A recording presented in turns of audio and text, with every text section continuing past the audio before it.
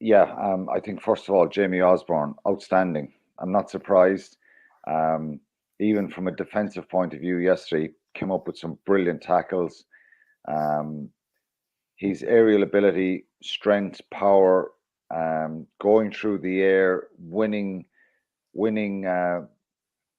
some brilliant kicks from Grant Williams in that second half, and Pollard, some great up and unders from them, and it got South Africa back into the game. And it wasn't that we lost those aerial battles. Osborne was brilliant in winning them. But when he came down, every time there was an urgency out of South Africa, and they made the tackle, and they gained 30, 40, 50 yards with those kicks. So Ireland went from being on the South African 22 to suddenly being back in their own half sometimes.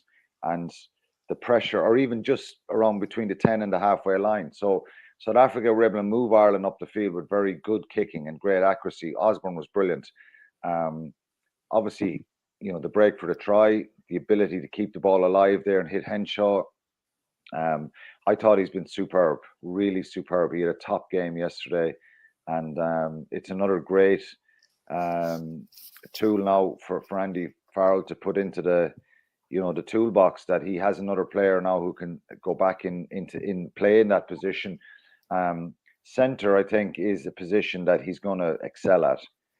He's really going to, he's such a good footballer, great left boot Do you as well. see him going back into the centre? I don't know. Robbie Henshaw was outstanding yesterday. Yeah.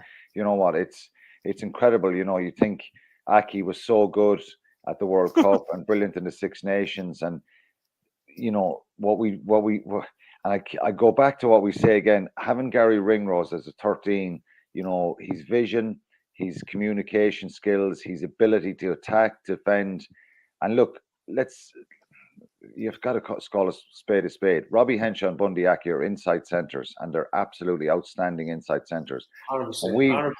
We've missed a trick by allowing Anton Frisch to go to France, because we don't have enough of depth in that 13 channel. James Hume is someone who could come back in the picture, and he was sorely missed by Leinster and Ireland. Gary Ringrose. Yeah. Gary Ringrose, but James Hume was someone who I thought was going to really kind of challenge or to give a bit of depth. He went to New Zealand 2 years ago.